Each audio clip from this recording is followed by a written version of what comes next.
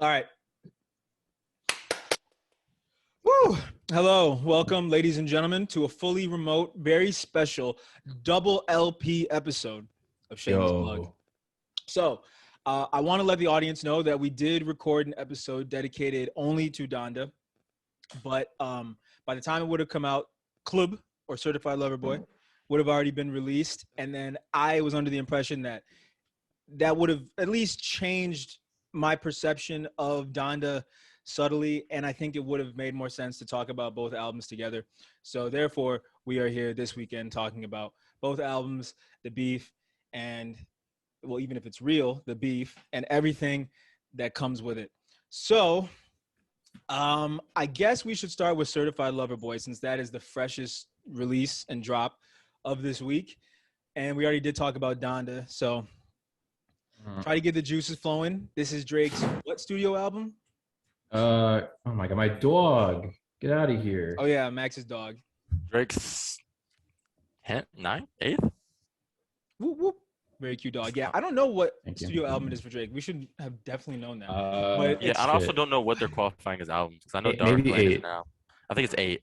Okay, 8. Because More Life is a playlist, of course. And Dark Lane Demo Tapes is a mixtape, and so is If You're Of Reading This course. Is Too Late. All of them are Oh, for so I sale. don't even think it's 8. If those 3 aren't there, I don't see how it's 8. And So Far Gone is a mixtape. Yeah, it's probably like this is So gotta it's be like his fourth second album ever, technically.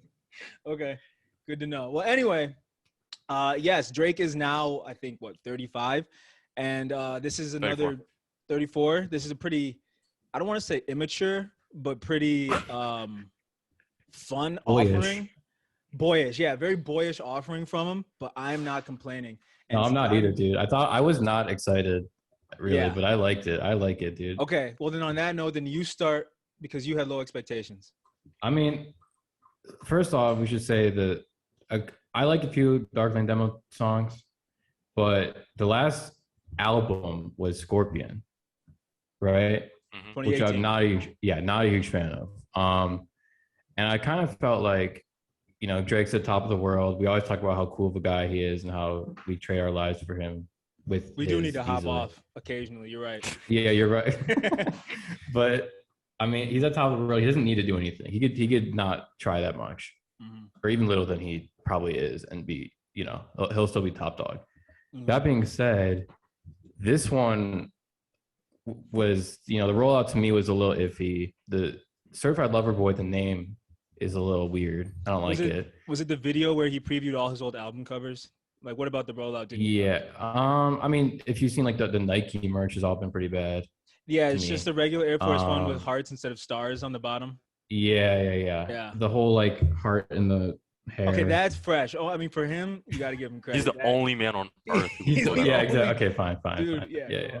No, but I mean, point is, going through this album, it's cohesive. It's a whole album. It's definitely not like a throwaway, like just put some songs together kind of thing. He definitely is trying more than I thought he would, and I don't know. We'll get into it more, but I was very pleased with most of the songs. There's a few I don't like at all, but most of them are pretty good to good. Well, I'm sorry. Before Gabe gives his thoughts too, I want to know what you mean by trying more, because one of the things I liked about the album was that he sounded laid back, like how he used to sound. Yeah. But that doesn't mean not trying. I think he sounds definitely like he's having more fun, but like he's putting effort forth. It's kind of the opposite of Donda, and we'll get into that a little bit. But yeah, let's try to just do this in isolation. Yeah. Before we. He sounds classic Drake. Like he's top of the world. He knows it, and that's my favorite. Yep. Like he's just talking his shit, or he's singing about girls, and that's what you need. That's what you expect from Drake now, and that's what's good. Okay, so I don't know how many listens you've done, but what was your first, run it back track? Let me get the playlist or the whatchamacallit up. Yeah, it was a long album. It's like 20 songs, it was. 21. I'm seeing on YouTube right now. Give me a second. Definitely what's the first one called? Champagne Party. Champagne Poetry. That one was good. Classic, That beats classic Drake intro. I didn't think he'd even do. Yeah. Hold on. You said a Masego? The next one, Papi'S Home. Yeah, Masego. Yep. Yeah. Okay. Papi'S Home was really good too. Yep.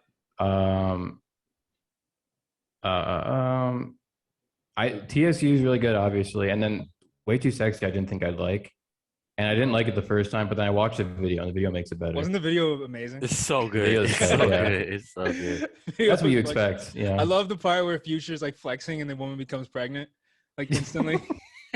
Yeah. That's I like maybe how he's actually when Young doing Thug's it. wearing the suntan goggles. I didn't even catch that. There's so much stuff I dude. need to There's like so much. double check. We don't even need to speak on the best part, which is Kawhi Leonard being there for some reason. Oh yeah, for Yeah. some reason. He's the best. Yeah, Well, not for some reason. He brought a Pipe chip to Down's the really city. good. he did. Yeah. But, He's- I mean, thank you. There's goated. dudes on the team who were, also brought Right. chip to the He's city. an owl boy. What were you saying, Max?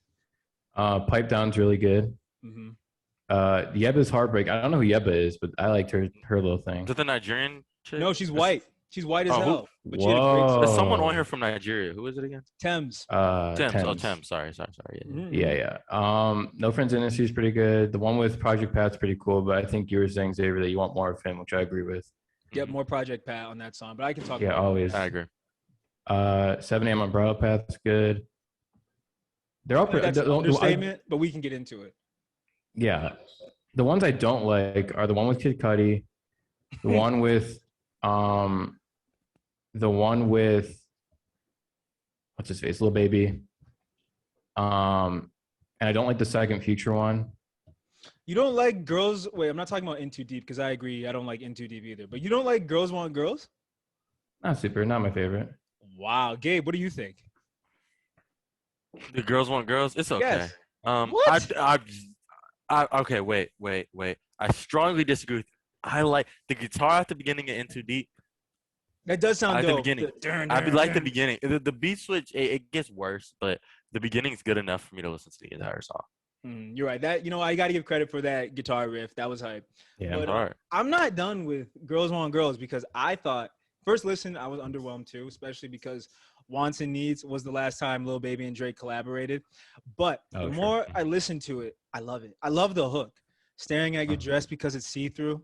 I don't know. It gave me a very classic Drake vibe, and I kind of got that laid back feeling that I got what I was talking about earlier with it reminds me of Nothing Was the Same because when he's singing, he sounds laid back. And I think there's an example of his new singing style on this album too, which I'm not the biggest fan of, but is okay. And that's on Race My Mind. Do you guys remember that song? Is that the Intoxicated? It's the one where it has the Biggie sample where it says, I hope that nigga sleep. Oh, I like that Yeah. one, I think. I like it too, but I don't know. I'm kind of picky. But when I listen to that and I compare it to Girls Want Girls, they're both singing tracks. Girls Want Girls is how he sung in his tone and delivery on like So Far Gone. And Race My Mind is kind of like how he sounds now, like on Time Flies and a lot of other songs where it sounds like he's straining himself more to sing. It almost sounds like his voice is almost going to crack on those kind of singing songs. And Girls Want Girls was just not like that. He sung in the lower register. It was smooth. That's cool. All right. Yeah, I don't know. Yeah, I give you like the that. vibe. I give you that. Yeah. But I could go on about every single track. So I'm gonna let Gabe speak his piece. Yeah, Gabe goated. Yes, You Mr. see Goated. it. All right. First two tracks, I think we have a similar liking for. Girls Want Girls, I didn't like it before. Now that you point that out, it might be one of those things where someone points something out and then you like it more. In the Bible, It might be one of those things where I'm a freaking genius. Yeah, go on. in the Bible, okay, Lil Durk's verse, everybody's talking about how he shouted out his girl's thing, which is genius, Mhm. but it's great. Lil Durk, Yeah, snap. yeah. Wait. He Give me shouted that out part. his girls what? He said He said like this is a good billion streams, so that's free promo. or he something mentioned like that. he said India Royale Cosmetics, and he basically was like, I'm just promoting my bitch and he said basically because he's promoting India because he knows everyone's gonna listen to this. So when he shouts out her thing, now women are gonna want her cosmetic stuff. And So now she has a people are makeup talking. line. Yeah, and now people are talking about him saying that outside of just listening to the song. So now I guarantee her sales are gonna be up an insane Lil percentage. Durk has been playing 4D chess since like 2010. Wow. Low key, Good for the him. Deja Love, all that stuff. It was all chess. The song as a whole is kind of in the middle for me. Yeah, I agree. But that verse is one of the best. He You know got what- Rodeo Travis Scott back on Fair Trade. Yeah, That sounded like Rodeo Travis. I thought that verse was one of That my was- favorite features. that was good because I personally don't like when Travis Scott's the star. I like when his influence is secondary a little bit. Well, what do you think of Company? because Travis Scott is kind of the star of Company, right? Yeah, but it's still like it feels more like a Drake song, especially in context with the rest of the album. Okay. It just sounds like that one on the Drake album, not like a Travis Scott song. You know what I'm saying? It does sound like it does kind of fit the album. Now it is worth noting. But you're saying Fair said, Trade sounds like a Drake song too, right, Max? Yes. Yeah. Oh yeah. Okay. It is worth noting while we say all this. Max has never heard Astroworld, so I just gotta point out he refuses to listen to it. Your hate for Travis Scott is so ridiculous. When it's the right time. Okay. When it's the right time. 3 years ago, 4 years ago. Good out, Don't rush me, Max. I wish you were He's here. Been busy. He's been busy. Yeah. Nah. Yeah, TSU was good. I do think it was weird that the beginning was talking about all the Texas colleges and this nigga's 50. Giving Drake. Don't shut up. You're just jealous. You're just afraid he's gonna come on your campus. Shut up. Clock Atlanta. Giving Drake, some people think he's kind of. I don't, but some people. I do think the album gets worse. I like No Friends in the Industry. Knife Talk. I thought 21 Savage was very good on that. Yeah. I like the song with Ross a lot. That one was a little. Yeah.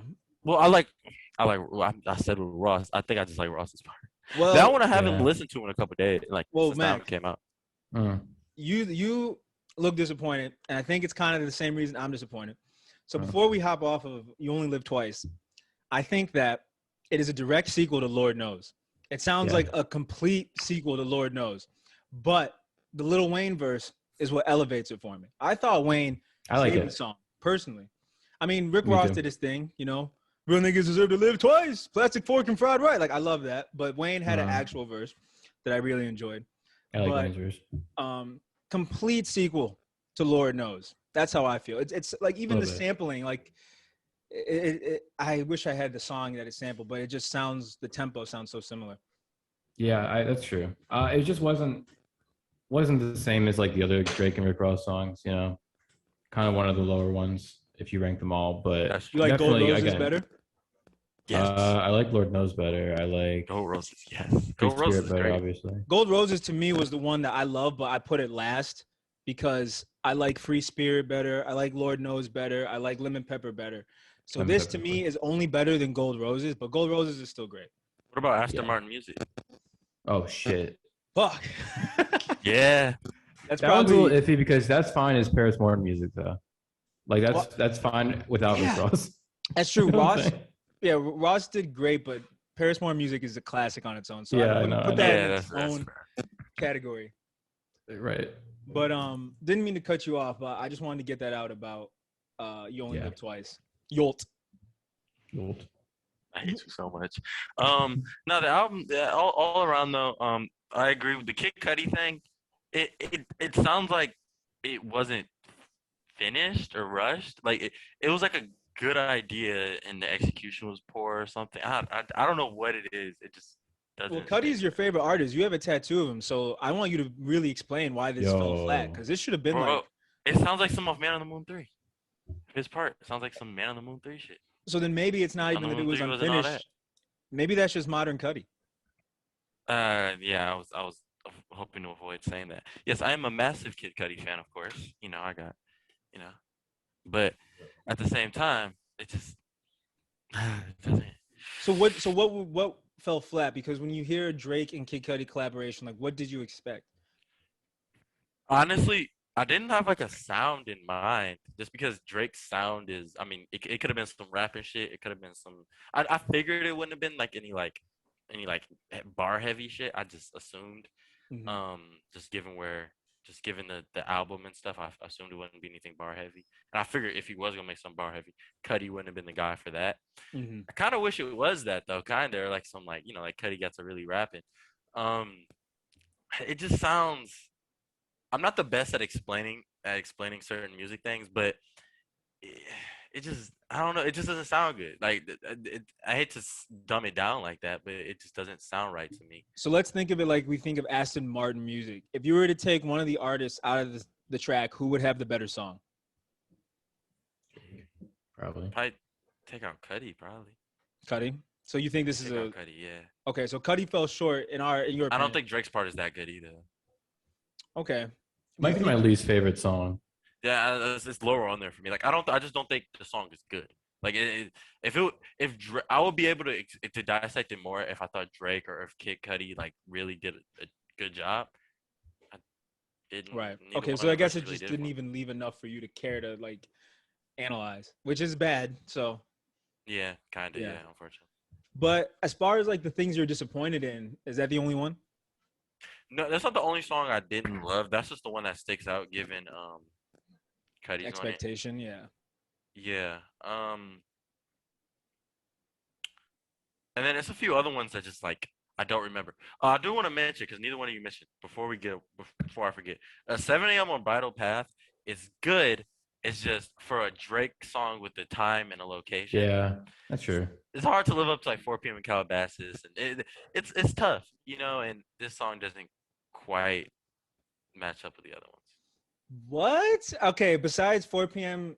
in Because Calabasas, there's that one. There's it's There's better so than many 6 p.m. in New times. York. I don't care what you guys say. okay, yeah, never mind. Yeah. I take that back.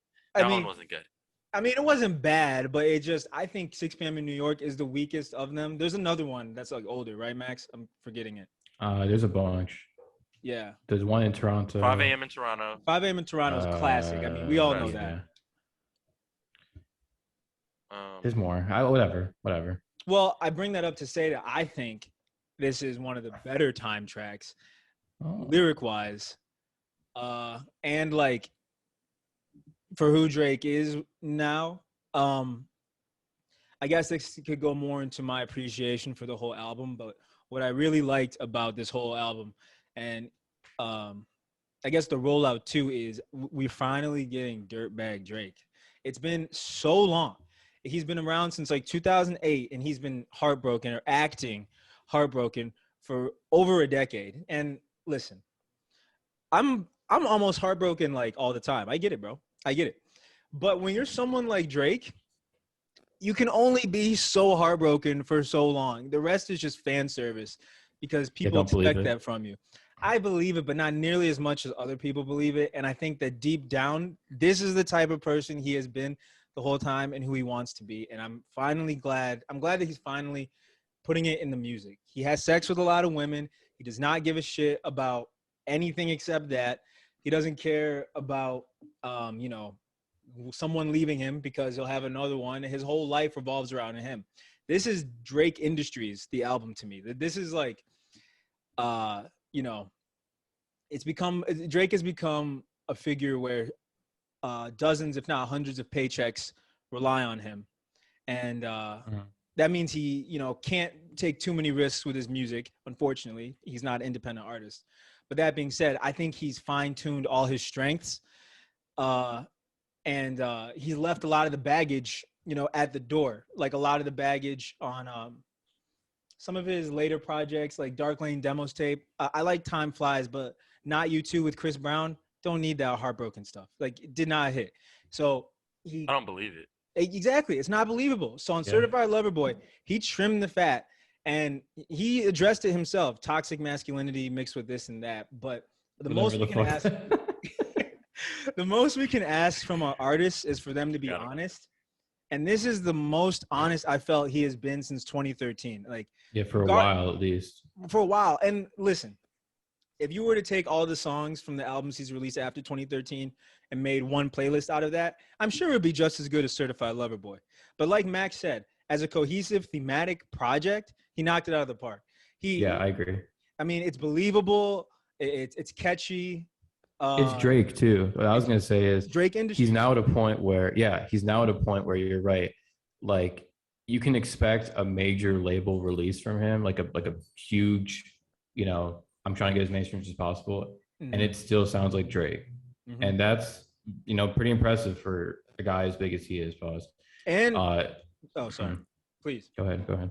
Oh, I was gonna say there doesn't seem to be any desperation on this, and he seems very, very comfortable. And I can see how some people might, not like that, might take that as a negative. But keep in mind, he's 34.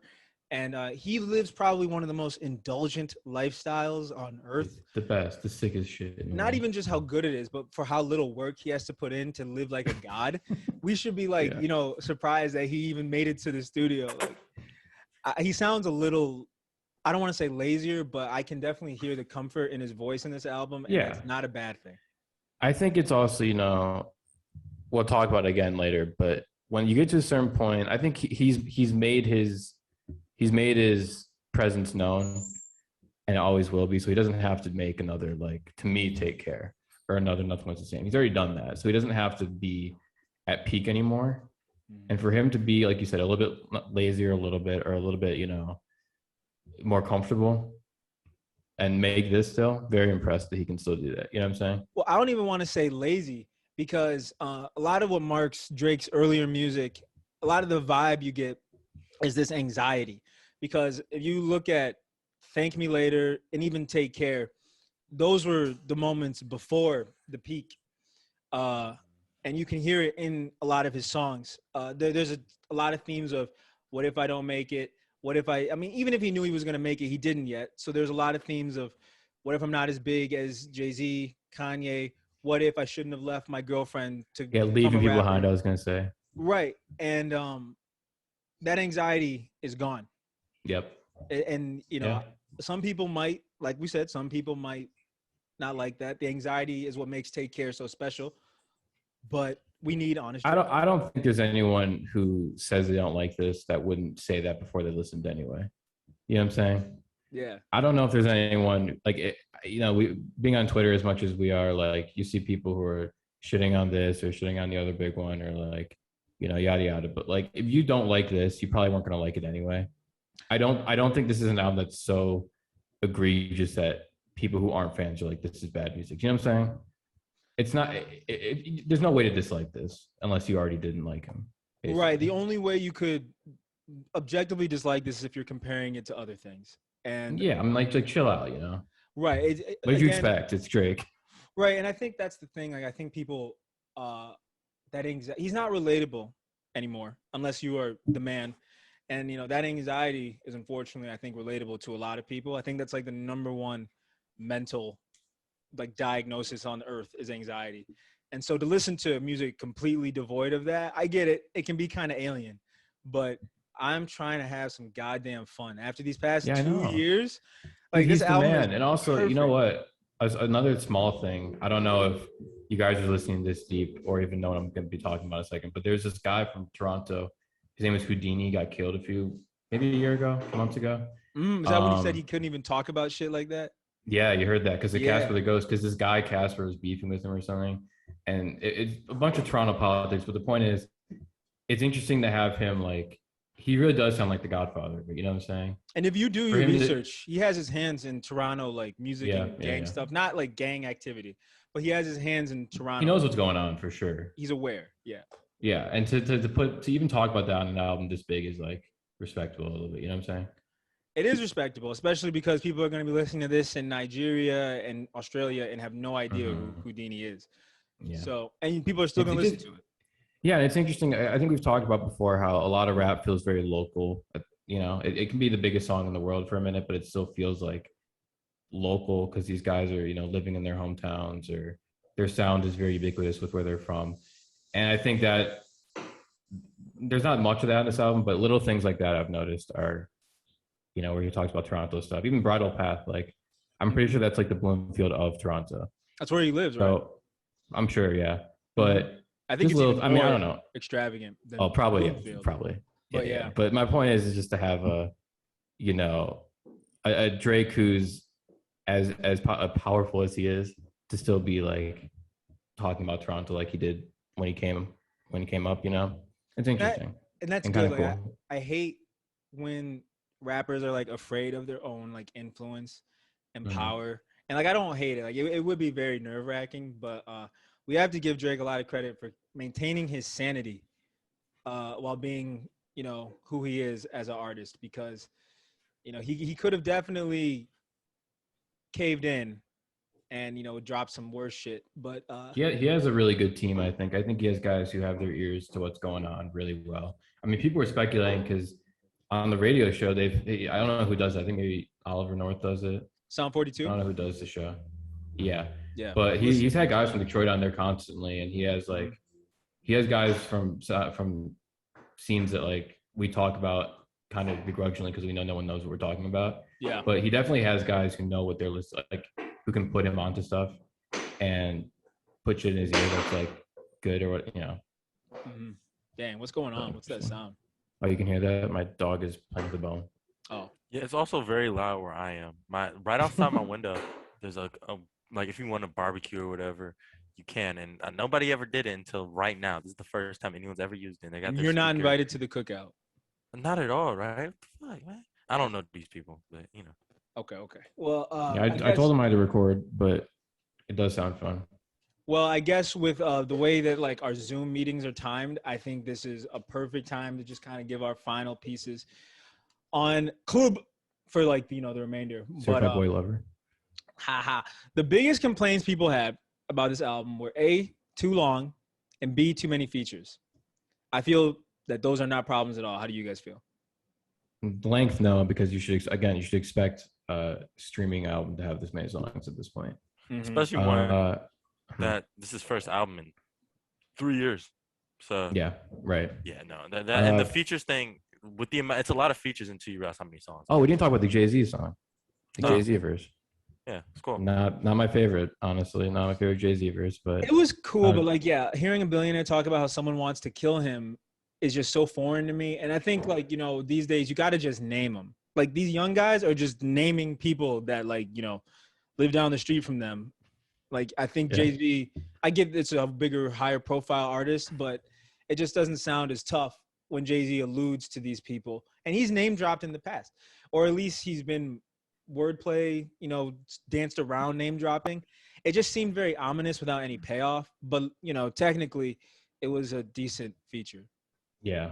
How do you guys feel about it compared to Jail, though? I know we're not doing Donda yet, but I think it's probably worse as a feature. Neither one of those verses were that great to me. Yeah, I agree. Keep it a buck.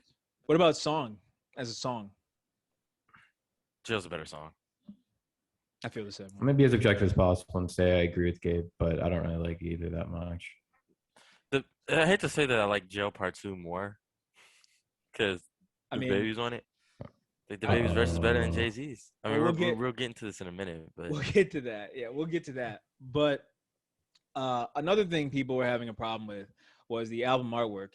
I had such a tough relationship with the album artwork because when I first saw it, I was like, this is really cool. I love this. I hope it's for a single. And then it came out that it was for the whole album. Yeah. And I was like, Max saw the messages. My brain was racing, trying to rationalize this decision. I was like, yeah, he said it was Andy Warhol. I said, well, the Velvet Underground used a picture of a banana painted by Andy Warhol to maybe make a commentary on consumerism. And I guess Drake could be doing the same thing because this was painted by a British artist and this is her Apple emoji. So no, it's just women pregnant. Well, it's also the Apple emojis because his Apple deal, But is that even? That's probably the biggest connection. Listen, I don't even think the Apple deal is as lucrative as it used to be because Sound 42 is a Sirius XM exclusive now, and there's no more OVO Sound Radio. True. Oh yeah, damn, OVO Sound Radio.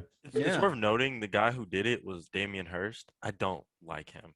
Like I don't like his art at all. He there's a YouTube video and he did it's like one of the most expensive hotels in America. You watch stuff like that when you're tired. Yeah. 3 a.m, you're watching random stuff.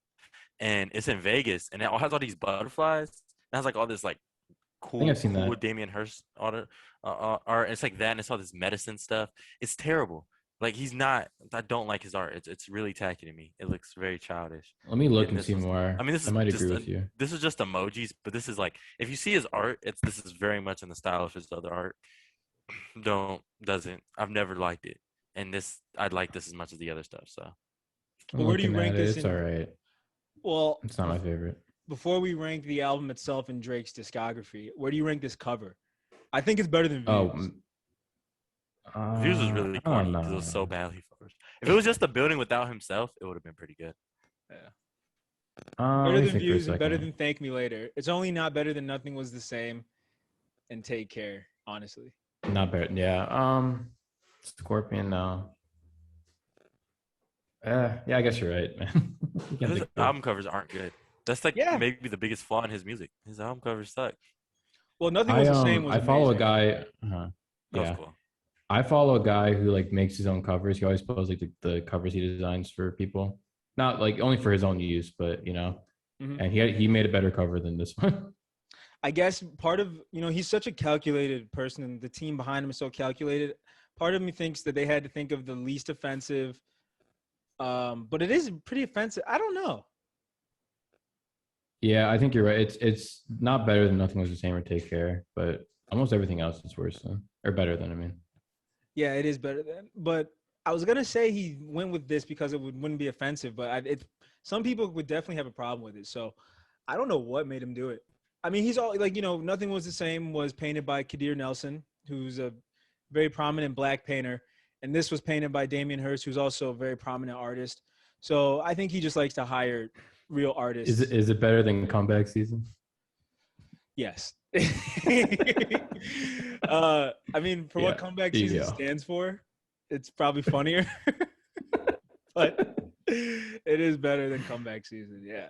Yeah, that's one of these. He's just like staring at you in like a pea coat. Yeah. Yeah, the pea coat and the fall background. It is. It looks like a Starbucks album. His eyes are it like, does look like a Starbucks album. He's staring into your soul on that shit. Yeah. All right. So, 20 songs. It's so hard to rank an album that's 20 songs long, and I'm not gonna really do a number. I guess just ranking it within his catalog, I can say that it's probably my third favorite album by him, and I only say that because I know for sure I like two better. I don't know what two they are, but there's no third album better than this, in my opinion. I think if you're reading this, it's too late. And I guess Take Care. Yeah, okay, good. Yeah, I guess Take Care. I guess this is better than Nothing Was the Same, if not as good, but we need to give it time. Yeah, not to me personally, but it's probably below those three. Maybe Thank Me Later has some good, I don't know. It's at least three, maybe as an 4. album. Thank Me Later doesn't work as much. Like, yeah, but there's some songs that I'll never not love. Let me think. Oh, just got text. It's probably better as a whole. Well, no, I don't know. I gotta think about it. You're right. I don't know. That's what I'm saying. I feel like this is his third best album for some reason, but I just don't know exactly where it ranks yet. I'm gonna say it's maybe 4, maybe 5, but either way, I was expecting it to be like Scorpion level. I really wasn't expecting much, man, because I'm a asshole. But no, this shit's on Scorpion. Yeah, seriously. Yeah. It's good too. It's also good. Like it's list. I usually say I'm not gonna listen to it again if I don't really care, but I'll listen to it for sure. Mm-hmm. I've been listening to it in every situation too. I've been listening to it in the car. I've been listening to it in the gym. I've been listening to it when I go out. So it's like past the versatility test already. Can't say the same about the D album, but that can be for our next segment. Yeah. Is anyone brave enough to give this a number ranking? I'd say like 7.5, 8 maybe. 7.5, I think though. I'd say 7. 7. I was gonna give it a 7 too, but an 8 is major. 7.5, I think. With context of what it is, I think. Wait, is Gabe cutting in and out for you, Max? It's cut. Yeah, it's cut. Yeah, it's cutting out. All right, well, that's okay because we can always get back to the next segment. But boys, keep in mind what we're talking about because we're gonna move on to Donda in a second, and we will see you guys in 1 minute. Yeah. Okay.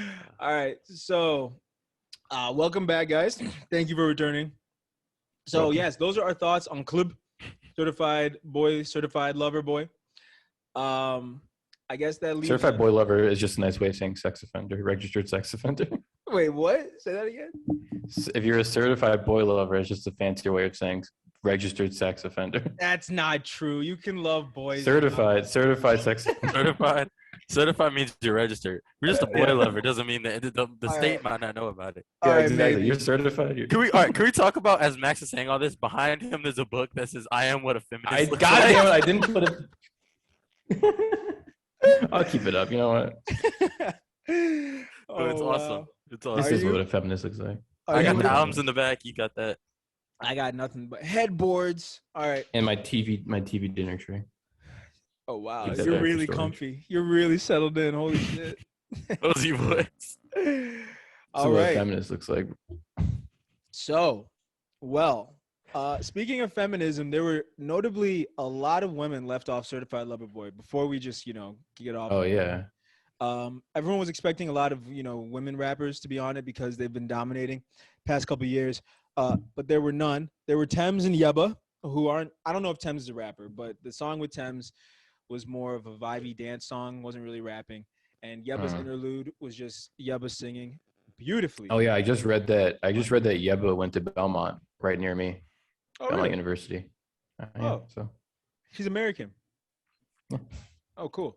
But yeah, do you guys think it was weird that there weren't a lot of women rappers on the tracks, or do you think A lot? No, one or two. Like, I mean, he's worked with City Girls, which honestly he helped propel their careers a little bit.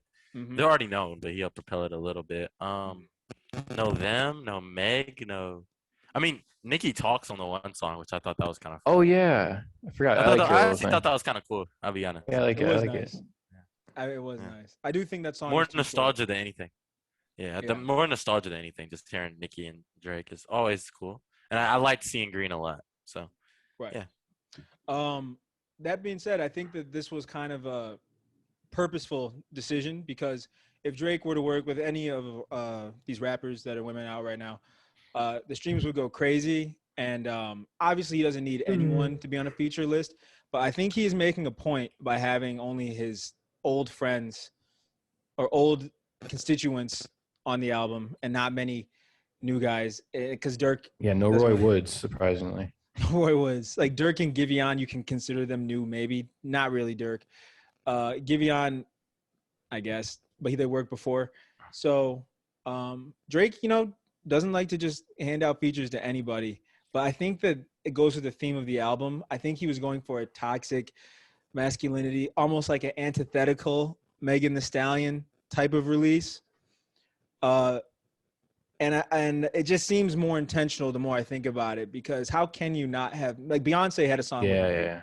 How could you not have Meg on this album? I think now you mention that, I was also forgot to say that I think this is the end of Drake as the kind of A&R that we've known him to be. When he makes songs with just random guys now, they don't really, for lack of a better phrase, hit the same. And I don't know if he's really going to ever put people on like he did. Like you say, he's in tune with what's going on. He definitely has people who listen to good music, but I don't know if he's going to be the one to like make someone blow up in the same way. He's not really Drake's A&R anymore. And you know what? I think this is a good refinement on an earlier conversation on if the stimulus pack works, because I think this trend that you just pointed out started with Look Alive. One, I think it's because Drake is too powerful, and B, it's because people fucking suck now. Like I'm not saying Black Boy. I mean, that's not Drake's fault. I'm not even trying to clown Black Boy JB, but it just seems like the disparity between Drake and the artists he works with now is too wide for it to help the artists he works with now, unless it's like Dirk or someone who already has a career. They get wide.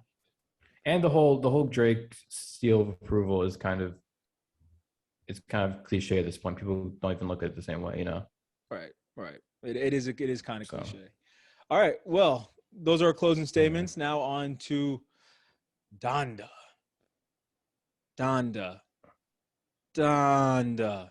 He planned that for this past week. Love that. I still love that song. All right. So I know we're all kind of sick of waxing poetic on it because we've talked about it a lot. But to ease, has Certified Lover Boy's release made you reconsider any of the first impressions you've had of Donda? It's been about 2 weeks since it came out. Gabe? I don't think so. I think I liked it when it came out. I like it a lot now. Yeah. I not that I can think of, unless some subconsciously or unless it's over time. It's natural for all of us to compare the albums, which one we like more. Mm-hmm. My sentiment has been since it hasn't been that long, but like since yesterday, really. I was talking in a group chat with friends. I'm like, Donda to me is a better album, but I understand why people want to listen to Drake's more. And that's kind of just like comparing Drake to a lot of people. It's, this person might have a better album than Drake, but people are still going to want to listen to Drake. Well, what right? makes it's fun? Well, you say Drake is fun. So what makes Donda the better album to you? This music, I just think it's a better musical album. I think, the production, I think, the reason people would rather listen to Donda is, rather listen to Boy Lover is because it's more fun. And Donda's, he's talking about God, his mom dying, mental health. It's not. It's not fun. It's very That's why dark, it's and even so production wise, it's not Yeezus production wise, but it has that no. sort of dark darkness to it. It's cold. Production wise, It sounds it's very desolate. cool. It's a winter album, very similar to 808s. I'll say that, It's in a the very sense of cold how album. cold it is, right? Hmm. And this is Drake's album's a summer album. It's hot outside. It literally came out in the summer, but also it just has more of a summer fun. We're going out tonight feel. And there's some hype songs on Donda, of course, but yeah. So, but back to the main point. No, I don't think it's really changed my opinion. But I'm not an idiot like everybody else, where I have to compare and I can only like one, like everyone on Twitter. So nah, it hasn't really changed anything for me. So from what I'm hearing, do you think Donda has more emotional depth? Yeah. Yes. Yeah, and that kind of what makes it a better album too. Well, I mean, it doesn't even have to be. I guess, but there's definitely more emotional depth. But I just think musically it's better. I think the production's better. I think it's definitely different for Kanye. Not completely, like there's songs that you could say sound like other Kanye songs, but as a whole, it's different. And I think it's closest to Pablo in a way sonically. But Pablo Drake, 808s, choose one, damn it. well, it's kind of both. Like something about it just gives me a Pablo. I think it's the feature aspect It's of it, just disjointed. the way it's disjointed and stuff. And I think that aspect gives it the Pablo thing. But it is cold and dark production wise, like 808s or some of the songs on Yeezus definitely have that industrial kind of gritty sound to it. But and then mixed in with the of course the religious things and some choirs and stuff here and there. But no, I don't feel the need to compare the two. So I think that's why it doesn't do that for me. Well, I will. Well, Max, you can go first. um, yeah, I agree in the sense that it didn't change anything for me. I mean, I've been reading a lot about people reacting to this Kanye album and people, Yeah, their thoughts on Kanye as a celebrity, as an artist, all these things. So those have changed my mind a little bit. Not in the music, like I don't like it still, but I haven't, hearing Drake now too and comparing them, especially now that they're beefing. It's just interesting to see kind of like we talked about two different approaches to being at the top, where it's like, Drake sounds comfortable, but not like he's not trying. He sounds relaxed. He sounds in his element, kind of like taking it easy, but not lazy. Whereas Kanye sounds like he's really trying really hard to do something different and like speak his mind or whatever the hell. And it just sounds so like not thought out, not put together, And I don't know, because we'll get to it too. We'll get to the disc track that came out or was forced out, I guess. But he sounds. I don't even want to call it a diss track. It's like better, right? Dude, he sounds so much better. The beat's way better. He sounds much better. If you put that on the album, it changes it entirely, in my opinion. Dude, everything. Yeah, and Andre 3000 sounds. He's a beautiful verse. Okay, can we just get into this? Since we already started, can we just want to do this first? Go ahead. We already started. Let's just go ahead. Okay, go ahead. My mom has saw about it, and I was talking to her about it. And this is the first person I actually have really talked to about the song. Her and my one man's, and it sounded like Andre's verse. It almost sounded like therapy between them, and just the way he was talking about. He was telling Donda, like saying how obviously they both lost their parents, and he was saying talk to my mother in heaven, sort of, and just talking about it's a line on there. He said there's no trumpets in heaven. It's something like that. He says something along those lines, and it's beautiful. Like it's beautiful. It's the best thing that's came out between either one of these albums. It's the best song by far on either one. I agree with that. It's not even close. It's Andre. It almost, which is why it's weird that Drake leaked it. But please go on. Yeah. I mean, I have a theory about that, but yeah, I mean, Drake's not an idiot. He knows how good that song was, but right. I guess he was just trying to stop. He knew Kanye was gonna release it. Maybe I don't know, but it almost we get an Andre verse like every 3 years. It's always one of the 5 best verses of that year. Yeah. It's so weird. Like, dude, just please make music. And he did say, in that statement he released saying he didn't know it was a diss song. He did say, he would have loved to have been on Drake's album. He would have loved to have been on Tyler's. He named a few other people, saying, I would love to work with these people. So maybe he's available to work with. Was it Young Thug who said they tried to get him on a thing and he was like an asshole about it? Yeah, that's what Young Thug said, but I think it was That more was so we in talked about Atlanta. that. He talked Yeah. about that. That sounded like bullshit. And Because yeah, I was saying that I was on the I don't know who I was on the phone. Maybe it was my mom. It was my dad, I think. And I was like, I feel like people are scared to reach out to. I mean, maybe people are just scared to reach out to Andre because it's just assume 100%. he's busy. 100%. He's the equivalent of a baddie that you see on like Instagram, Yeah. and like she has way too many followers, and you're like, she's probably blown up all the time. I can't message her. But truth is, everyone's way too scared to message her, so only like stupid people message her. People need to shoot their shot with Andre. Is all I'm saying. yeah. Yeah. What you doing? What you doing? Don't hit him with an HEY. Man, the one Yayla. Okay, the diss bars in this, well, again, they're not even like what takes center stage for me in The this side song. high bar. The one Yayla. Which one was it? The side high bar. I thought that was hard. Yeah. Yeah, and he's like, if I hit you with a WID, you better say, I'm writing. What does he say? He Yes, said something, sir. You better say yes, sir. I'm writing back immediately. I know that shit was funny. There was That one shit was line. hard as fuck. This is small, I know, but there was one line there who's talking about, I'm gonna hire everyone who's doing the ACG line at Nike. Yeah. Which is like, if you don't know, it's like the '90s hiking thing that Nike was doing for a while. Yeah, dude, it's so sick. Yeah, please hire them. Please hire them. Dude, yeah, they're great. They're putting good stuff out recently. So yeah, no, just the a little ACG thing, line.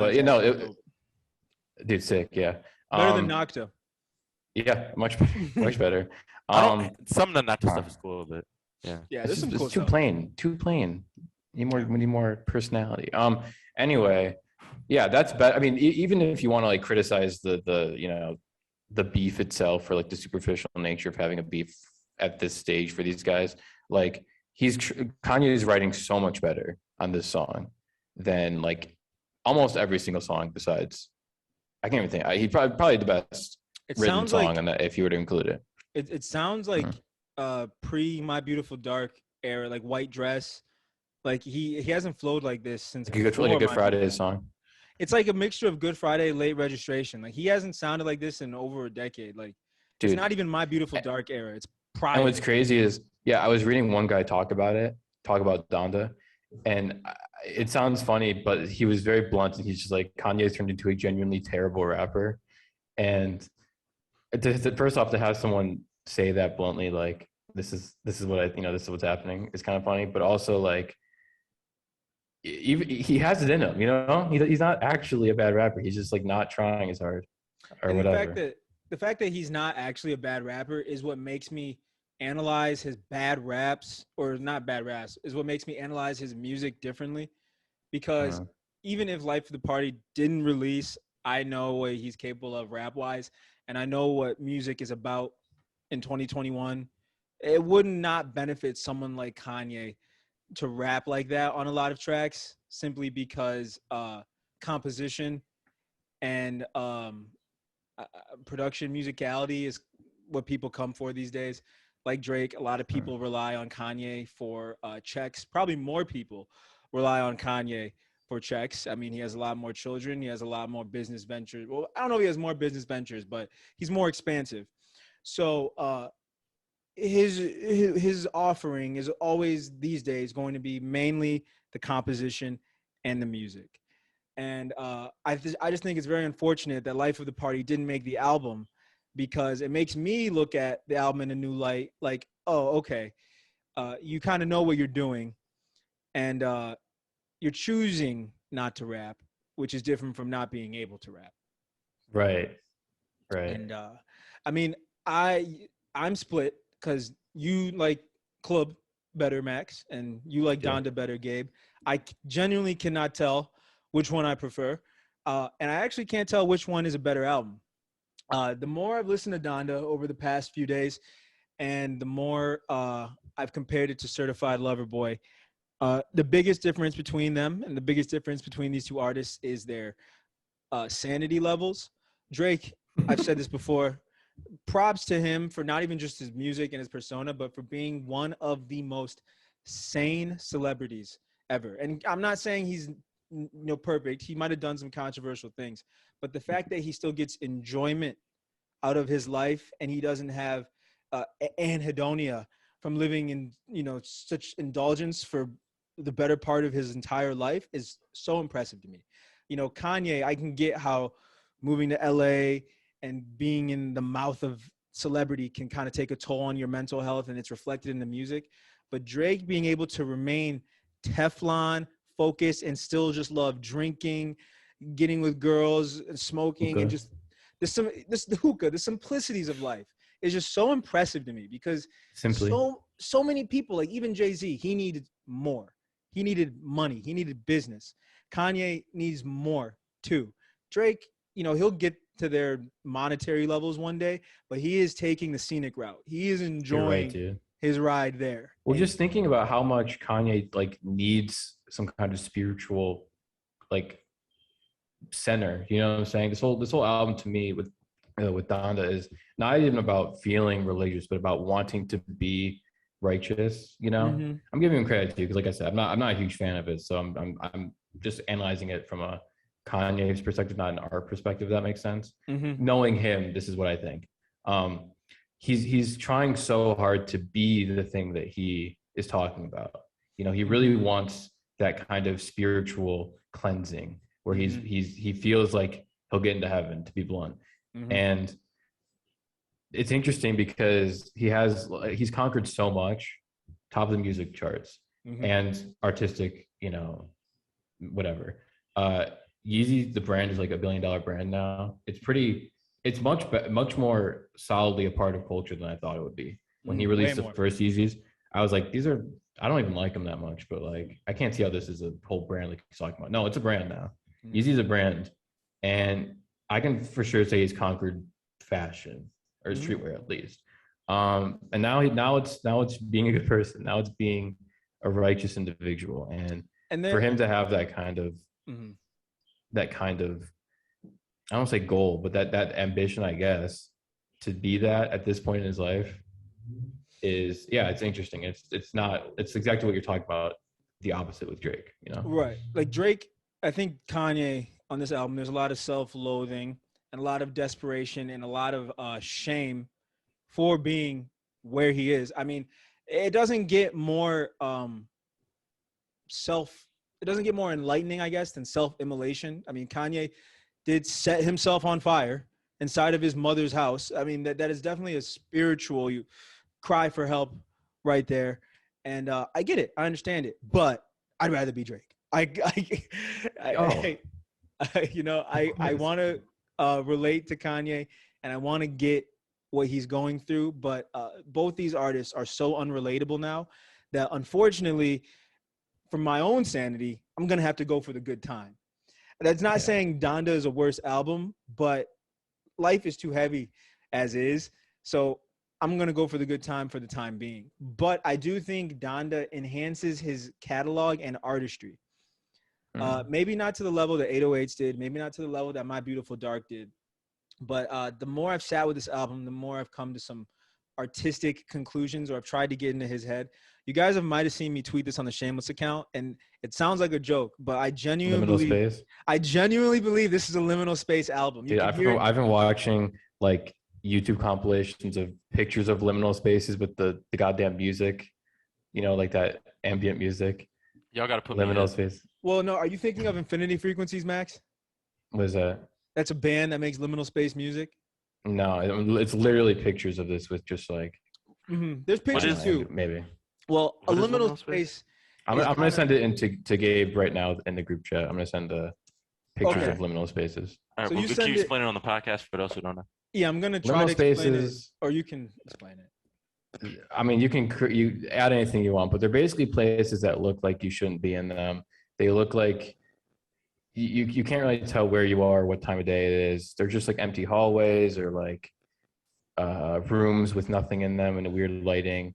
Well, they're places that seem familiar, but they're uncanny for some reason. So think of an abandoned mall. It's familiar because we've all been into a mall, but it's uncanny because when you think mall, there should be people there. That's kind of the vibe I'm getting from this Donda album. And there are some bands who make liminal space music, quote unquote, like Infinity Frequencies. I recently listened to their album Between Two Worlds, And I know I shouldn't say this, but it really made me appreciate Donda more. The more I think about it, because we said this on the episode we didn't post about Donda, but he did take a lot of inspiration from Margiela for the drop of Donda. And when Margiela had his fashion show underground, you could argue that was a liminal space. And you could argue that his mother's house is a liminal space. And you could argue that familiarity and uncanniness is what makes it so disturbing when you see him setting it on fire and setting himself on fire, because and it's just disturbing. And as far as sorry, what's up? I was gonna say Max sent me the picture. Thank you for telling me this, because now I have a fucking word for this. Because I was like, me and my friends, like, we talk about, like, we have like these inside jokes about stuff like this, and like we don't like use words, but we know what each other are talking about. Thank you for giving me a word for this. Yeah, liminal. Yeah, it's just this creepy as hell. Yeah. And it is creepy as hell. I used to play. It used to be this batting cage. It was this place. I swear, it was the weirdest place on earth. It was like a hotel, and in the it was like connected to the building. There was like this athletic building, and it had like batting cages and stuff. But you had to walk through these hotels. It was like a cheap hotel. It was like in like St. Clair Shores, or like that part of Michigan, that weird area where if you're not from there, you never go there. I went there to get Dairy Queen last summer. Okay, you know what I mean? Like East, like Roseville, all that. Nobody. Yeah, Macomb County. Yeah, exactly. And so we're over there, and like this looks just like that. And now I have a word for it, because me and my grandpa were talking about how creepy the place was. And I was like a freshman in high school, because I still played baseball. But yeah, thank you.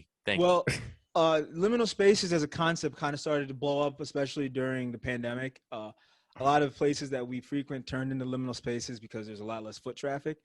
And when you take that into consideration and you listen to Donda, you can hear it. Excuse me, I'm burping. I'm a pig. All right.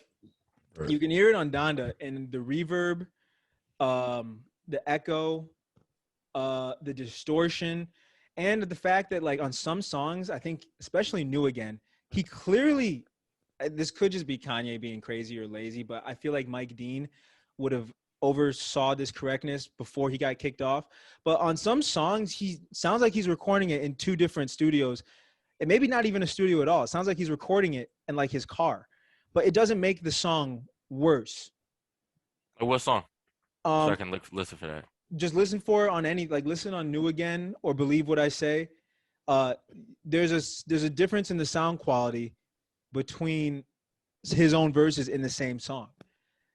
And it just adds this eerie, uncanny effect that I think really enhances the vibe of the album, because I think the album is very uncanny. You hear his dead mother's voice. He did it in Mercedes-Benz Stadium.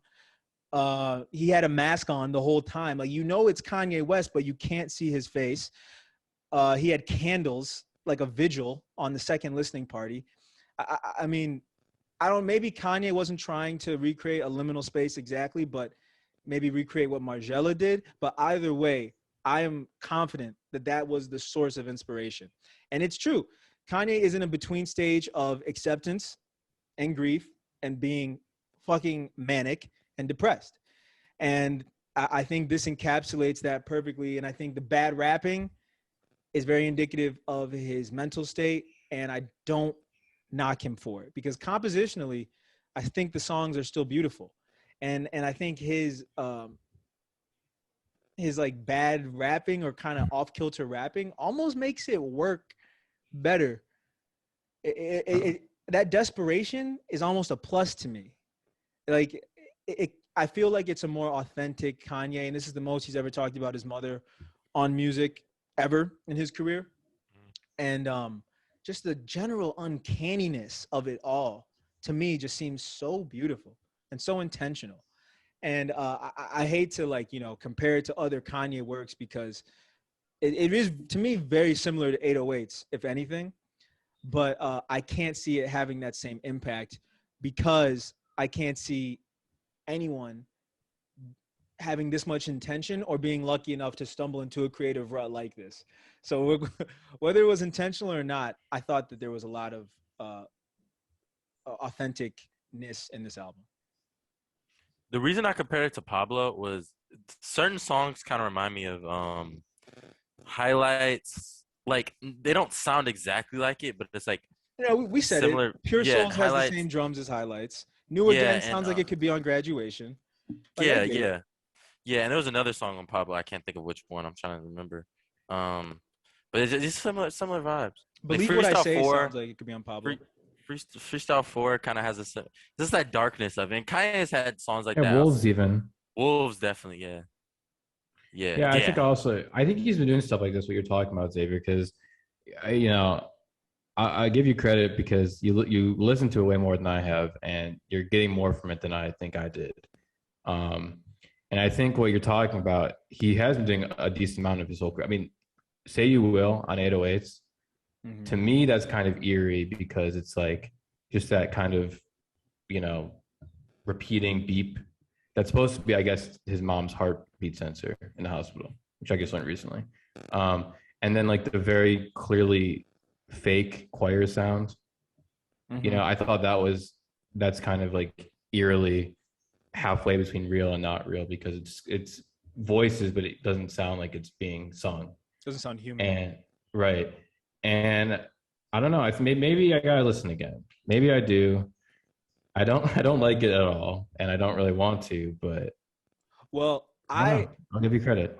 I think that to really kind of get in his, I guess, like you said, trying to get into Drake's mindset for Certified Lover Boy, we have to do the same for Kanye. I think it's very hard for people who, like, I don't know if any of you guys are bipolar, but people who aren't bipolar like us to get into his mind state. I'm not. Yeah, to get into his mind state. But it seems to me like it is an authentic or an honest release. And I said this last time too, but it seems more honest than Ye. And yes, I agree with that. Ye is obviously tighter, more polished, more put together. It's 1/3 the length of Donda, but you don't get that disjointedness and desperation on Ye. And that is who Kanye is. Kanye is an extremely desperate person. That's what kind of makes him so likable, is that he is never satisfied with his life. I think that's why a lot of young people, like a lot of young adults, enjoy his music a lot, because they're also in very liminal spaces in their life, and they're waiting for that transition to the next one. Donda, I think, is him accepting that there is no more transition. You are a billionaire. You have bipolar or borderline personality disorder, excuse me. Unfortunately, your mother has passed, but you are still one of the most talented people of all time. You're still this and that, and you've proven that you can accomplish anything you want. Well, now you just got to let your heart scream on the track. Well, now you just got to. That too, but also I think it's like, what is all that in the face of God? You know, what does any of that mean if you don't feel like you're going to go to heaven? Yeah. And if that, like you said, putting yourself in the mindset of the artist is important. If you do it for Drake, being the coolest guy in the world, you just got to think like that, you know? I'm thinking like, what do I feel like if I'm so, like you said, desperate to get into heaven, so desperate to be saved, so desperate to even just be told that you're doing the right thing. But just not even that, the next step too. For him, it's heaven. But Kanye's music has always been about, this is my next step. He's reached a height where his next step is heaven. Yeah, right, exactly, right. And that's what you got to think about at this point. You're top dog and you still like, you don't know if you're going to heaven. That must suck if you care. That must suck if you think that it's real. And there's nothing else to accomplish. I mean, there's still a lot more, but it doesn't matter. And I think that comes from him needing acceptance too, needing people to tell him he's doing the right thing and a good job. And even like, which he has in common with Drake. Drake has said on Certified Lover Boy, like, there's a lot of praise for me that's hasn't been said yet. There's a lot of this and that. Like, Drake still has the chip on his shoulder too. So that's what they have in common. He does, but I mean, Kanye's thing is like, can you like imagine releasing many classic albums? People love your music, and meanwhile, people are like shitting on you for your politics, whatever they may be. It doesn't seem like your family is very happy with you on any side, except for maybe his like religious dad, who I'm sure has more influence the more he gets older. Like people criticizing him a lot more than they really ever did. People from a respectable place too, not just like, you know, some guy in like a trucker hat being like, that Kanye West is a pain in my ass. Like people like music publications and people who are respected critics or respected voices in music who are like, Kanye doesn't have it anymore. Kanye isn't what I want to hear that much anymore. You know, I'm thinking about what could influence him to want God so badly. You know what I'm saying? And to want it so bad, and I feel like he doesn't think he has it, is interesting. You know. Well, I think also Kanye has officially stopped becoming an avatar for people's like triumphant fantasies. I think a lot of people who grew up on Kanye have kind of used him as a reflection of getting through tough times and defying odds and haters. And unfortunately, like how Drake isn't relatable for guys who don't, who are heartbroken anymore, Kanye is not relatable for people who want to be heard also, like publications and like writers and a lot of creative people. A lot of creative people admire Kanye because he is one of the most creative people to ever live. But with that comes awards and accolades, and at a certain point he stops becoming a source of inspiration, and he just becomes this unattainable figure, and he has officially crossed into that barrier now. And that is, why I can't, that's why I can say that this, to me, to Zave, isn't my favorite Kanye album, but in the grand scheme of Kanye West as an artist, if I'm looking at him, how I'm looking at David Bowie, if I'm looking at him, how I look at like Brian Wilson from the Beach Boys, if I'm looking at him like the way I look at even people who aren't musicians, like Basquiat or Andy Warhol, like this is a great step forward as an artist. Even Picasso. I know we talk about Pablo, but this is more of a Pablo. This is more of a late stage Picasso painting than Life of Pablo was. His mind is, that's true. His mind is disjointed all over the place, but it's still composed beautifully, much like a Picasso. I was telling Katie this because, I've been talking a lot about this because I think it's such an interesting release, even if it's not my favorite at all. And we were talking about how like, okay, now save criticisms for what I'm gonna say, but till the end. But like, I think it's interesting for a guy like this to have his first bad album. I think it's interesting for a guy to have something on his discography that doesn't completely smear his legacy. He's still one of the best to ever do it, but it's now there's a defined low point. You know what I'm saying? Does that change how people think about him? What he means to them as fans? Because you've seen a lot of people on Twitter. You have to answer that question. Down. You are the one who has to answer that question, because I think this is better than Jesus is King and yeah. Okay, fine. So the only way we'll know is if you tell us. Okay, well then I'll tell you. Yeah, it does change. For me, it's interesting. I think it makes his whole career much more human, much more understandable for me, because I was never really about the whole like inspiration. He was never an artist that I personally identified with. I love his music and I'm a huge fan. I have been for years, but he never had, like, honestly, it was more like Tyler the Creator for me, or like even Drake. Drake was much more relatable to me than Kanye ever was. And that's not even to say that I probably like Kanye's music as a whole more, but for him to have this album I don't like, and I would consider his worst. And I think it's worse than Jesus is King. You're a madman. You are a menace, dude. You are. Yeah, because even if you think it's not as good as Jesus King, it's twice the length. So there has to be like at least some songs that you think are.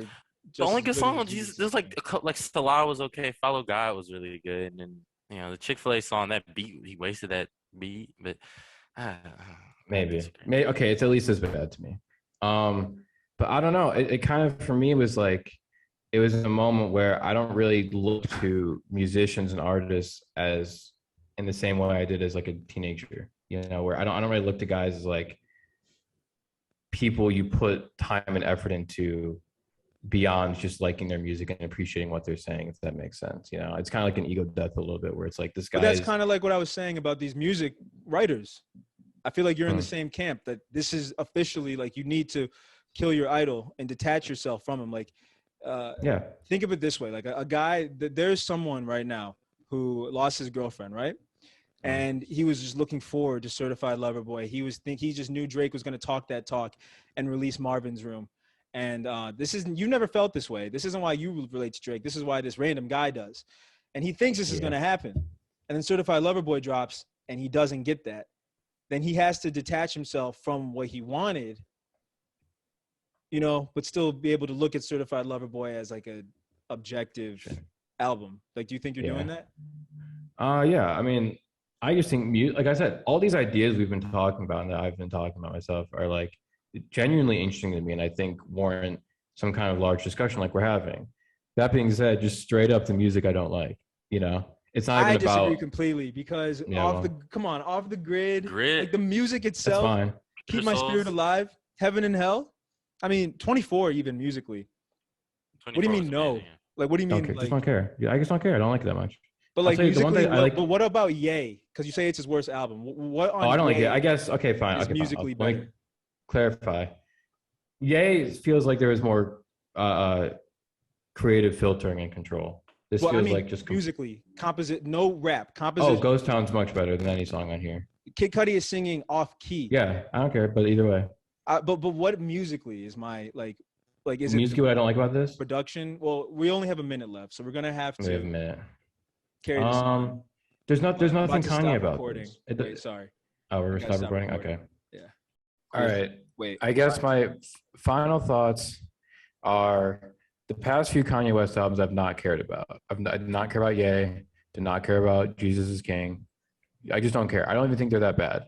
I just don't care that much. You know, it's not something I'm going to go listen to because I choose to. And this is just the biggest one of those. This is the most important one of those. I just don't care. You know, it sounds, a lot of it sounds pretty good. A lot of it sounds all right. A lot of the features are really good. Dirk's feature I think is great. Playboy Cardi sounds pretty good all over it. Everyone pretty much does their job feature wise, and we talked about the Fabio verse, which is really good. But it's just not something I care about in the same way I used to with his music. And I guess it is the personal part for me is kind of that detaching yourself from the artist and just realizing that this is just a guy who's kind of whose own mental state influences what he's making, you know? And I feel like that's fine. I feel like I'm not even knocking you for that because that is what Kanye is known for. Like that, I think, is what people love him for. I mean, he got a 10 on Pitchfork for My Beautiful Dark Twisted Fantasy. And not that you ever looked up to him or ever saw him as relatable, but you probably attached yourself to him in some form, like everyone else who's listened to him has. Right. And this project is just, I guess, whatever the reason is for you, this project seems to be the one that people are detaching themselves from the most. But what I've noticed is it's never been for the same reasons. For you, it's the music and the rapping, right? Yeah, pretty much. For the Guardian, I mean, we talked about this too. Well, yeah. What? I just want to make this point. For the Guardian, it was DaBaby, Marilyn Manson, and Chris Brown, which they have every right to be mad about. Yeah, for, agree. Someone like my dad, he was a lot harsher on the rap. Like it was the rapping for him, but he liked the music. So what I've noticed is this is lacking in one thing for a lot of people, and I think that is what's what's preventing them from liking it because it's not complete, it's not whole. Back to my original point, it's liminal. It's in this state between. Is it even fully released yet? Is it out? Is it mixed and mastered? Is it not?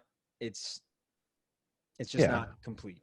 I'm not a huge fan of that kind of process, that creative process either. But you know, is what it is. I'm still gonna follow the guy, see what he's up to. You know, he's kind of like the opposite. I guess he's like the opposite of Drake, where Drake is like, you know, very likable person. That, you know, he's the type of person who's at the party. You know, when you see him dancing, you want to dance. Kanye, and he's very self-aware of this too, and that's why he has a song called Life of the Party. Ironically, he is the opposite. He sucks the energy out of a room, out of people, and he thrives on it. He sucks people. This album, I think he sucked the energy out of his fans. Yeah, a little bit. There's not that Kanye spark.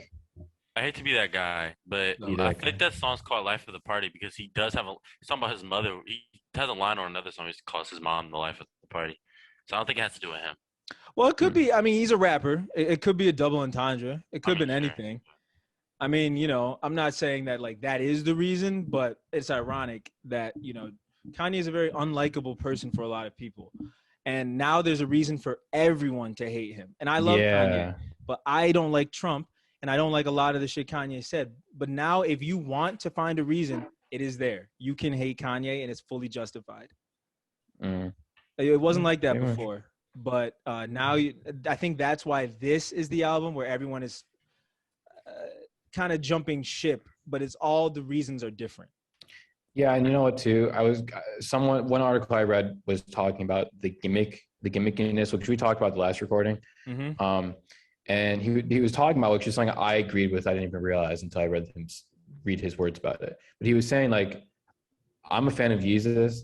Did not really give a shit when Kanye was talking about how he's not led into fashion. He's not given the same opportunities fashion wise. Mm-hmm. And I remember thinking at the time, like, I don't give a shit about fucking any fashion shit he's doing. I just don't care. Mm-hmm. And bringing me into the whole fashion debate was like begrudging almost on my end. And since that, he's been doing that with a lot of other shit, with a lot of other, industry restrictive things. Mm-hmm. Donald Trump is my man because the Democrats pigeonhole me. Mm-hmm. Politically don't agree, but also, I don't agree with caring about being pigeonholed politically. You can believe what you want. If you really cared, you'd read certain things. Or if it's like, I don't know, like, pigeonhole me to a release date, pigeonhole me to a cohesive structure for, I don't know, a lot of Kanye's attempts to bring me into his own personal drama, the more they go on, the less I am willing to concede. You know what I'm saying? And this is the moment where I jump ship because, like, I don't give a shit about any of this. I care about who's making it. I care about the personal struggles because it makes music and I think it's interesting, but I don't have a personal investment in it at all. And I think that is really important because I almost feel the same way. The only reason, because I feel the same way about the fashion stuff, but the only reason I felt a little sympathy with him for the fashion thing is because he's a black man, and like, that's what I'm saying. It's begrudging because you're like, I get what you're saying, kind of, but I also don't care about fashion. Also, you can do whatever you want. I don't know. I get what you mean. I always just, his specific problems for me, I've always just viewed it as an extension of being a rapper and, of course, being a black guy. So I've always commiserated with it on a level. But this era, he's surpassed. I'm not saying being a billionaire doesn't mean you're black anymore, but he has surpassed a lot of the woes that any black person would go through in America, and it's completely unrelatable now. But I still respect him as an artist, and I still think this is an important artistic direction for Kanye West. It's selfish on his part, but I think it sounds really weird to say, but I think it shows his mental deterioration in a good way, and it shows his out of touchness in a good way, and his desperation in a good way. And he's not a good guy right now to some people, like for the abusers thing, for the other stuff he said or something. But in the grand scheme of Kanye, for some reason, it's just clicking. I think I've just fully divorced my personal self from him, and I don't use him as like an avatar. Like, I don't listen to Donda in the gym and imagine it's me like I do with other songs that he's released. You know what I mean? Damn. I know. I'm detached, but in a good way. No, I get it. Yeah, I mean, I say I'm detached in kind of a worse way. Yeah. But that's fine. No big deal. I'm only going to rate this because I've seen people give it a 6 out of 10. I've seen people give it a 0 out of 10. I've seen people give it a 10 out of 10. So I feel like from my own comments, to have some clarity, I need to rate it because everyone's been all over the place. I've seen, like, Anthony Fantano said it was better than My Beautiful Dark. He gave this a 7. So really? Well, he's an idiot. That fucking guy. But Guardian gave him a 0. Pitchfork gave him a 6. So I think we should say, and I think this is a 7.5. If you put Life on the Party, it's definitely a 7.5. If you take out Life of the Party, I'm giving it a 7.5, but I won't argue with a 7. Okay. It's in that range. But I also give it time because I take forever to formulate opinions sometimes. Yeah. I say personally, for me, when I think of numbers, I just do that to know how it stacks up to other albums, if that makes sense, and how it stacks up to how good it could be. So for me, 10's perfect, 0 is nothing. I mean, nothing's going to be either of those ever. But I usually 5, it sounds obvious, but 5 to me is like, this is okay existing. This should have been made, but it's not, you know what I'm saying? It's completely neutral. Don't mind that it exists, basically. So I'd say for me, it's about, I mean, not to suck off Pitchfork or anything, but like honestly 6, 6, 5, something around there. So even if it is your least favorite Kanye album, you see the benefit of it existing for his legacy, no? Oh, 100%. That's why I said it's honestly interesting to see a guy have an album I don't like. And I'm, like I said, I'm always going to care. And we talked about this for like 40 minutes at this point. I'll always talk about Kanye, especially with you guys. But like, as a music piece, as an album, I'm not going to go back and listen to it maybe ever, but probably not as much as I would anything else. And that's fine, you know? And this is one of his first albums where the music lives in isolation. The surrounding time, everyone's trying their hardest to forget. People are trying to forget about this year in general. People are trying to forget that he brought out DaBaby and gave him a verse. So yes, this is ironically no frills album in my opinion, but we'll see how it ages. Yeah. So Max, Certified Lover Boy is the better album. Gabe, Donda is the better album, and I can't choose. Okay. But it's also, I don't know, they fill different needs. Pause. Ooh. Kanye is longer. Pause. All right, so last episode, we also talked about the new Kendrick Lamar Baby Keem feature with Normani's not on the song, but she's in the video. Since then, though, I have actually had some pretty interesting conclusions, developments, or ideas. Okay, so you go first then. Listen, you guys are probably going to disagree with me, but I think he's dissing No Name. My pitchfork right here. Did you hear that? Ooh, we're talking more No Name? No Name? Yes! Let's fucking go! Yes! Did you hear it too? Finally! Wait, do you know what bar I'm talking about? Oh, no. I don't even care. Dude, you know, it's fucking No Name, dude. I don't care. It's anything anti-No Name. I stand. Well, we didn't even talk about this last time when we talked about his verse, but he said on the song, and I'm sure he'll deny this, but I don't believe him. He said, smoking on, what's her name? Smoking on your top 5. And we get the top 5 thing, but you don't say what's her name out of nowhere. You say what's their name or what's his name. He specifically said no what's name. Her name, and her name is No Name. And then after that, he talks about how people keep bothering him to say these political things when he's trying to just be left alone to do his own thing and do things in the background. And they're getting upset about him for not being an activist. And that falls perfectly in line with what No Name said about Kendrick. And I think that he responded because J. Cole responded.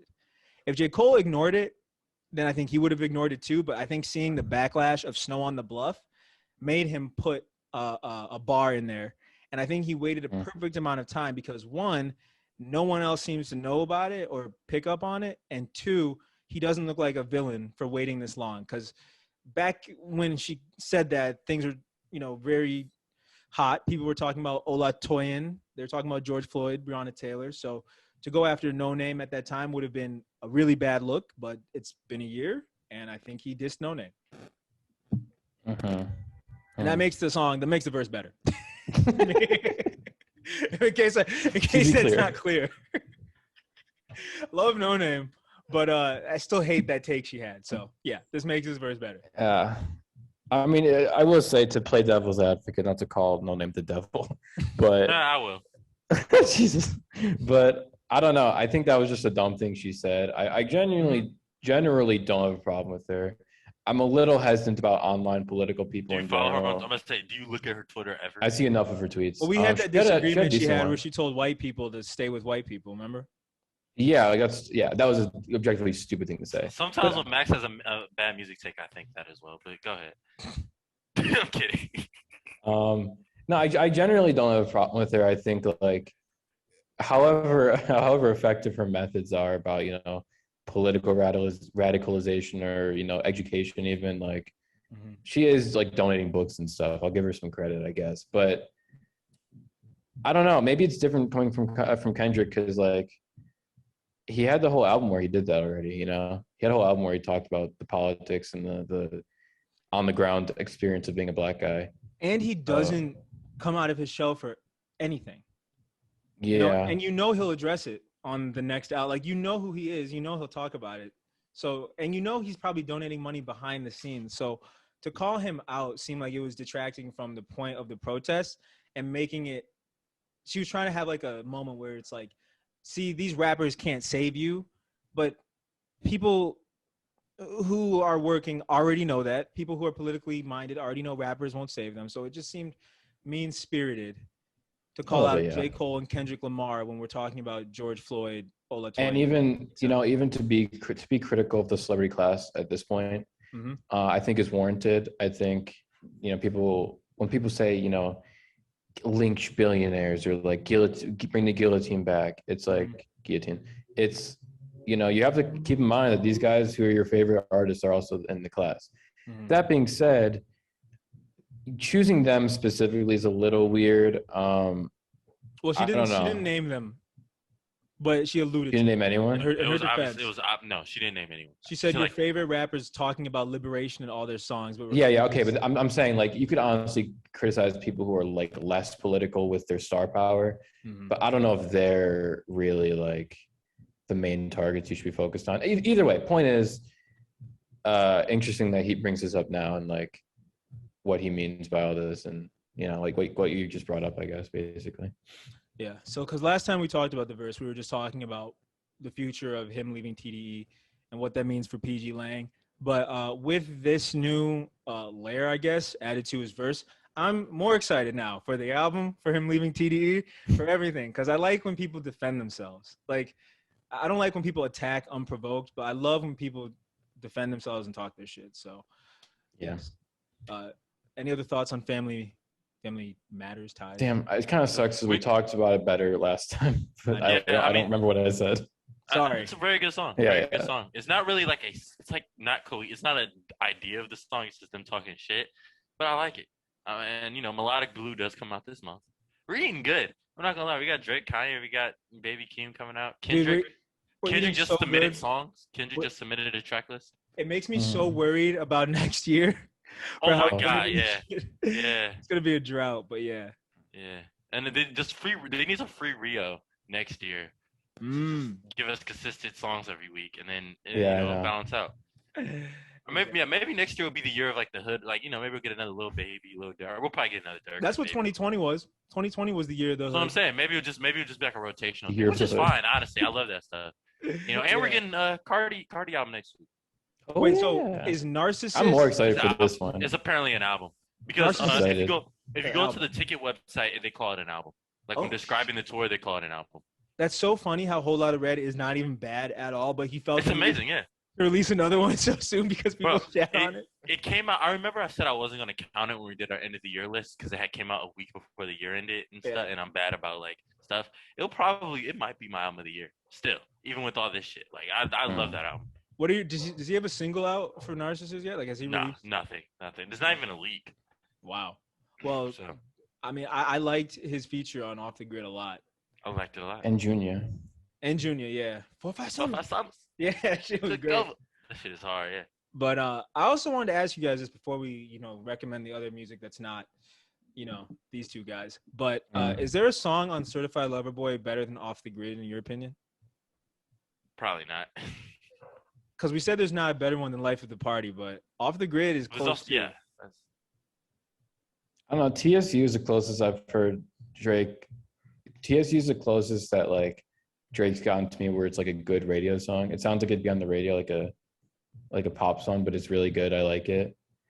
So I'll give him credit for that. Also, I like PAPI'S song a lot. It needs a second verse, in my opinion. It does. Yeah, maybe, but I still like it. I just listened to Off the Grid when we were on our break, and it's like, yeah, I'll say it's good. It doesn't have that Kanye spark, like I said, but it's a good song objectively. I think it only has that Kanye spark because he did a Rick Ross, Nicki Minaj, and he'll never top 504, and that is, will never top that again. So that's the Kanye spark to me, where he brought out the best in a person. But with that being said, guys, thank you. We just got to do our little rundown of all the stuff that's not these two. And last episode that we didn't post about Donda, Max, you recommended the Navy Blue album that was originally only available on Bandcamp. Yep. And it's called Navy's Reprise. I've been listening to it a ton because when I go on walks and like smoke, it's like that kind of so album. nice. It's so nice. And yeah, it's beautiful. It might be my favorite release by him so far, just for the simplicity of it. I can run it back the most. That's what I've heard people say that too, and I wouldn't argue with you. I personally like Songs of Sage, which was last year's album. It stuck more with me personally. It just sounded so specific to the time in my life, and also it just sounds like something I never heard before. It sounds like he could be on those beats only, if that makes sense. But this one's for sure very, very close second, and he's just rapping a lot of times. And from this group of rappers, we've talked about it a little bit, I think. But they might be what I listen. The DM conversation. You had a good point about the ethos of these guys. Yeah. It's much more personal and like down to earth than a lot of what you hear.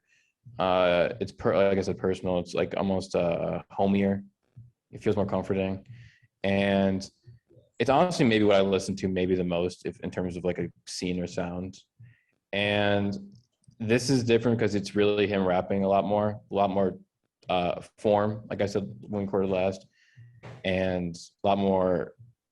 It's like I said, I thought you guys would like it the most, and if you're listening, you'd probably like it the most because it definitely sounds most quote unquote normal. But I'm glad you liked it. I didn't think you'd like, because a lot of the music in that scene you don't love as much personally.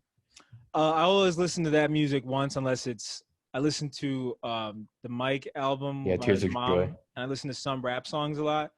Yeah. But like Mavi, Feet of Clay. Yeah, Mavi, I don't count. I'm not counting Mavi, by the way. Yeah, I only listen to that stuff once. But this album I've listened to like 3 times already. And Primo, Peach Cobbler, and My Whole Life have made it onto my like forever playlist that I have. So yeah, good stuff. Thanks for the rec. Yeah.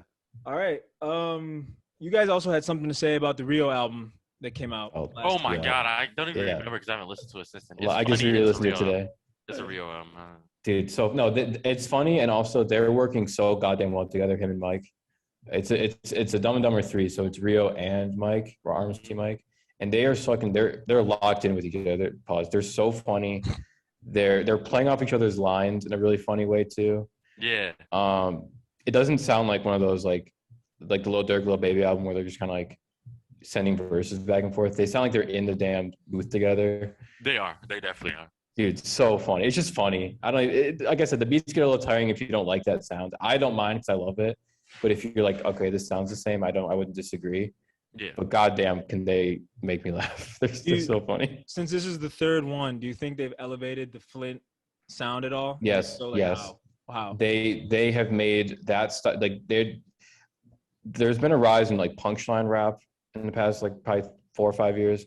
And I think it's just because it's the easiest to freestyle, like do it off the top of your head and not care as much. You know, you don't have to like connect lines to what you previously said or like, you know, do that deep of like metaphor work or anything. But for if you think of punchline in the comedic sense, that's what this is. You know, these are punchlines where every single one's making you laugh. Ridiculous things that like I don't believe anything they're saying. Yeah. If they are, they're the most evil people alive. Like it's just you know what I'm saying? Free Rio though, right? Oh, of course. I want him out of there. He said there's a line where he's like, I make music for people in jail. I wanted someone shanked to this. Jesus Christ. Actually good. That's a really good line. Dude, there's so many good ones. He's the best. Woo. Yeah, there's one of the first ones is like, oh no, I was just listening to accidental shit talking. But there's one where he's like, he starts a song going, fuck rap. Psych, I love rap. That's a bar. That's a bar. I know. That's a fucking He's the bar. best. I know. I need him in free as soon as possible. I was about to say, well, where is this going? All right. Real quick words. I'm running late. Sorry about this. But real quick words on Bo Jackson now, which is the Boldy James Alchemist tape. Oh, it's great. Yeah, I need one of these a year. One of them a year. I need Boldy and Alchemist to make an album a year at least. Like you kind of know what it sounds like beforehand if you're very familiar to the two of them. Kind of, but dude, his rapping's on another level. This is the best he sounded rap wise. I said last time he's better than any other Griselda guy right now, and I my father said 3. the same thing. I didn't even mention easily. He said easily the same thing after this too. Yeah. I think this is the one. Before this, I probably would have went with Conway, but this now no competition. Well, only one of them is on Donda, so. Yeah, Gabe, did you hear the one with Benny? On this album, on the on BoJack. Yeah, dude, he washed him completely. Okay, he did wash him. Yeah. So he did wash that's what's said about that, I guess. Yeah, he's a wild guy. You know, dude, you might not expect it. He says some. Yeah, the one where he's like, oh no, Max had that line. The one you gotta shoot it up in front of me if you're first time buyer. But he also had one I listened to again where he's like, they had them scullies rolled up so long they must have forgot they were ski masks.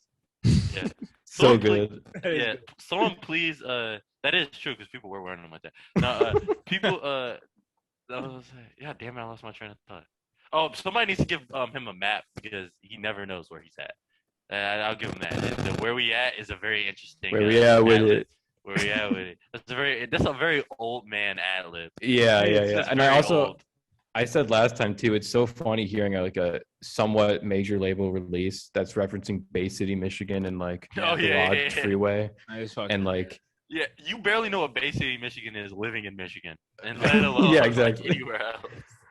Yeah. Well, thank you, gentlemen. I got one more album if we're quick.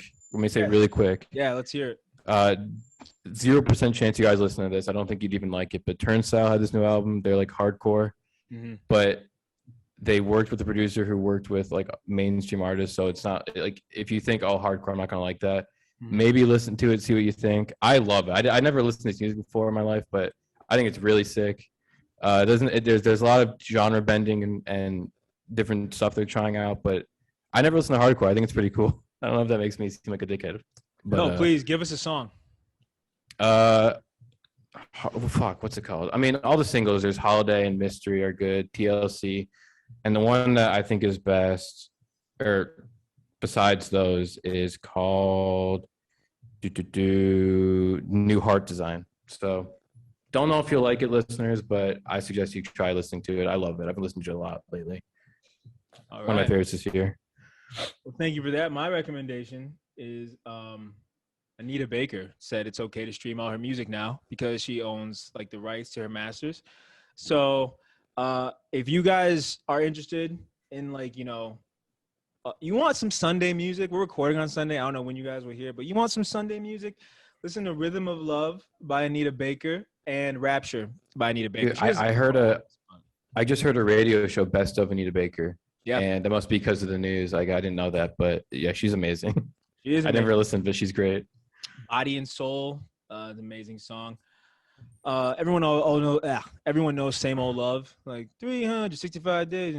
So she's classic. So she said it's okay to stream her stuff now. And let's just hope that all our favorite artists get their masters too.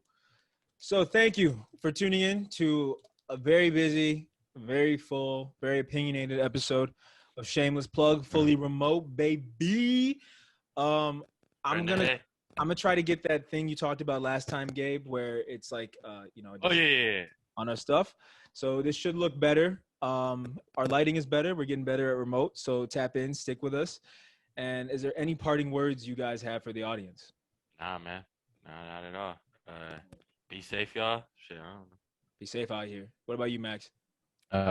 Be safe. I don't know. Watch your back. You heard us. All right. Thank you for tuning in to another episode of Shameless Plug, and we will see you guys next time. Peace. Peace out. All right. And record.